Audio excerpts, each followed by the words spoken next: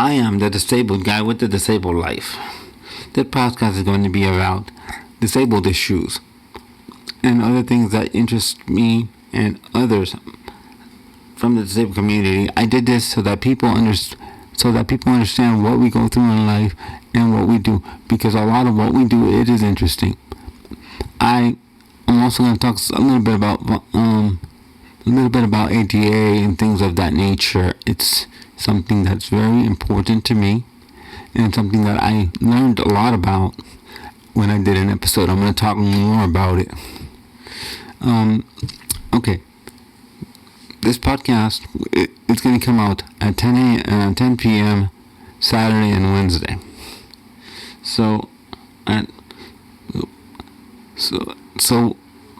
that's when that's when I think most people listen. Most people listen at night or have the episodes there for the daytime. So let me stop this. Stop.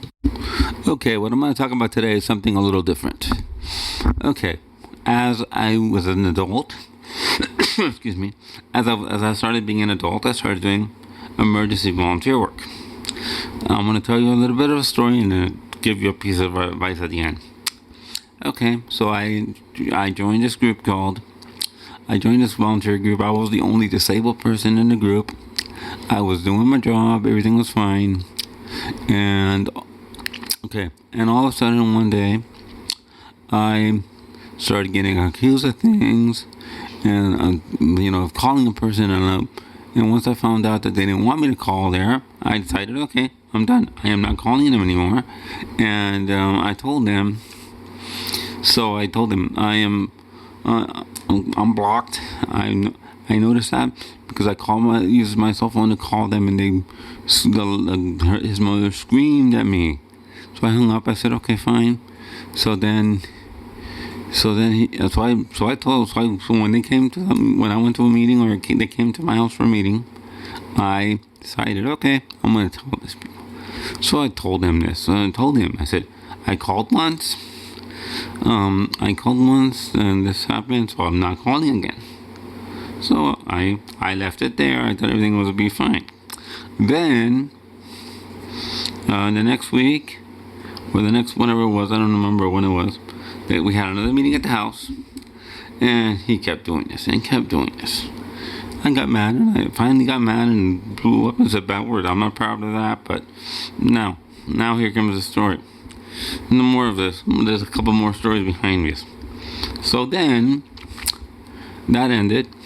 I left the group because I knew that I was no longer welcome there. So, okay, that ended. Then, in amateur radio, there's something called a repeater. What it is a set of equipment that repeats a signal long distance for a handheld. So what happens is a repeater trustee, where another licensed amateur or a club decides to get a repeater, they have to put a amateur call sign on the repeater to make it legal. So that repeater, that frequency, and if that repeater is on there, it is responsibility of the licensee on the repeater to maintain that. If it's a club, it's a little different. The license is still there by a person, but the club is the one in charge, because it's their repeater. Even though there's an owner, a trustee, another person called the trustee. So here comes this problem. Now there's more story to this. So I was on a local repeater, and somebody kept telling me not to do something on the repeater. I didn't know what it was. They never explained what the heck it was. They never explained it. So I kept doing it. I didn't know. Nobody had the courtesy to tell me, don't do this, or this, we don't like this. It was not something that I wanted to do.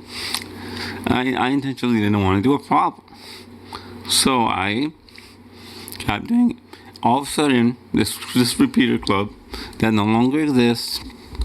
It was the University of Miami Radio Club. It no longer exists, so I can mention the name. So I was friendly with the trustee. Nothing was wrong. So he all of a sudden calls me one day and tells me I'm banned from a repeater, which means I cannot go on a repeater again for the rest of my life, or till the club disbands. I'm like, this is terrible. So I'm like, okay, fine. So when he tells me this, I go, I understand they did the ban. They didn't have to do the ban. So that's that. And then a couple years later, they wanted to start the same thing again from another repeater. So I'm like, okay. But this time I found out, a friend of mine told me. So I filed a complaint.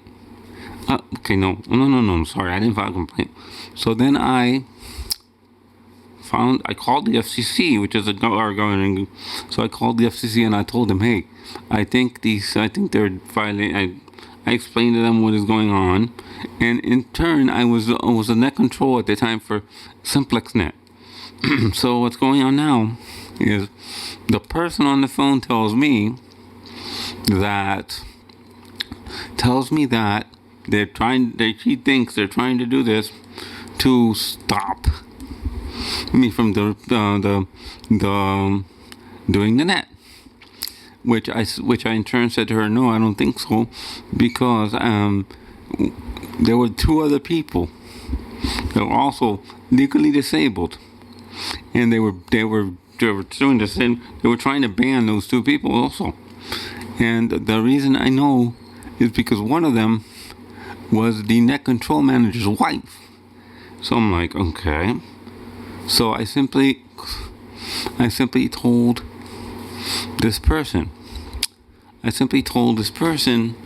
hey, I believe they're violating my rights, my civil rights as a disabled person.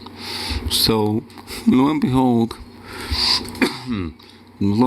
not 5 minutes later, a lawyer, one of the FCC lawyers, called me and told me what to do. So I got away from them. So I got away from the repeater.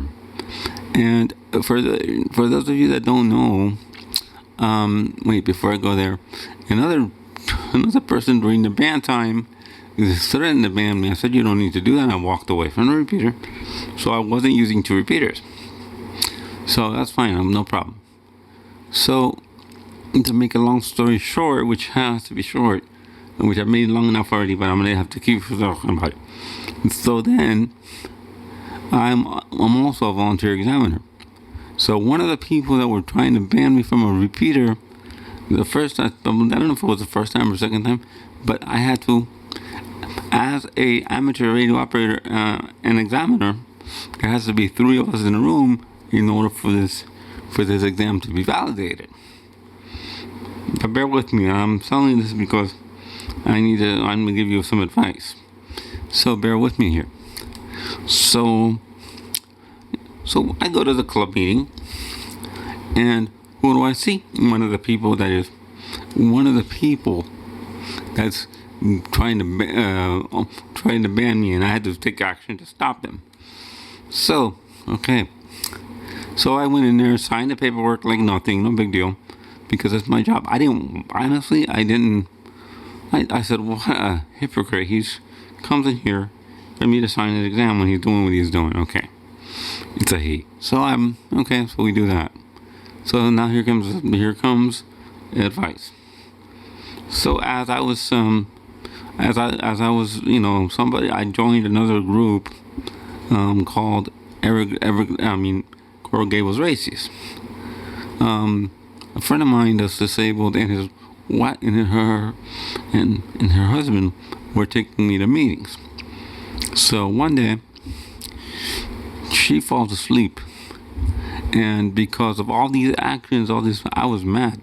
I was mad at all this other stuff. So I would talk about it, and So then they called me and said this and that. I said, no, I'm the type of person, when I don't get my way, it doesn't bother me. I know something is wrong, or it doesn't bother me. So I told him, no, It's okay. I won't go to the meeting. It's fine.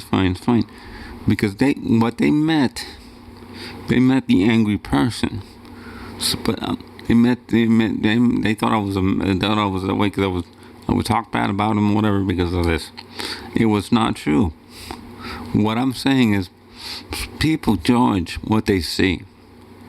People may not know me as they got to know me later, where I was go with the flow, whatever. I'm not about making problems for people.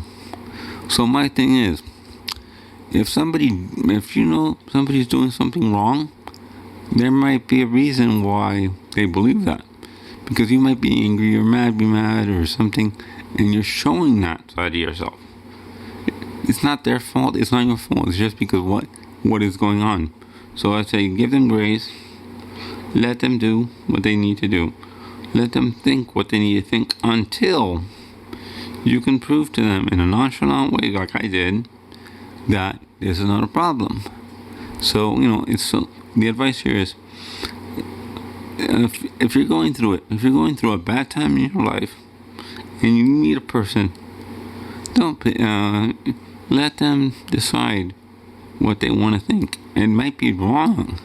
What they want to think, what they think may be wrong, but don't judge them for it. Let them, because two judgments don't make a right, or two wrongs don't make a right.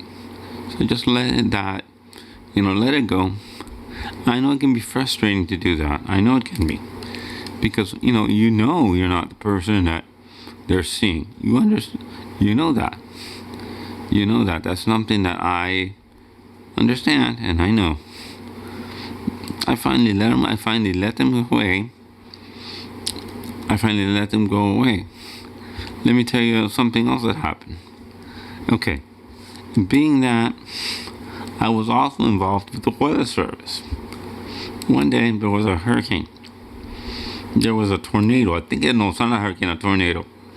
Then I got on the repeater that I'm not supposed to be on, but I'm on the repeater because I am under the auspices of Skywarn, which allows me, because I was allowed to get on that repeater for nets. For nets are when you practice for emergencies. I was allowed to do that because that's, when it's an emergency, that's an override. That overrides the rule.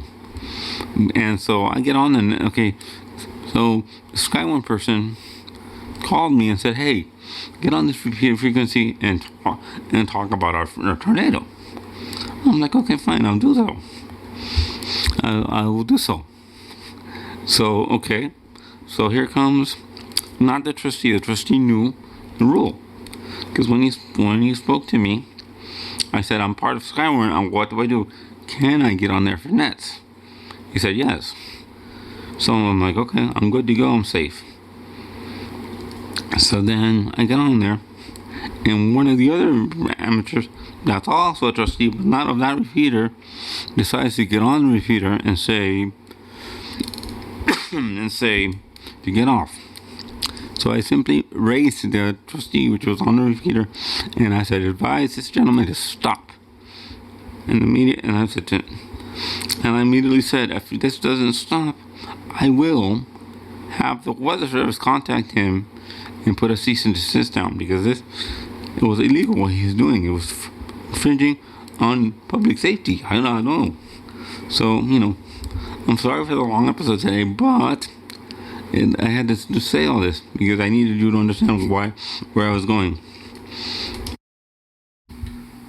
Thank you for listening to my episodes. My episode will come out Monday and Wednesday.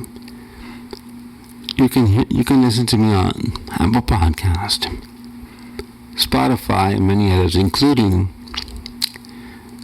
iHeartRadio.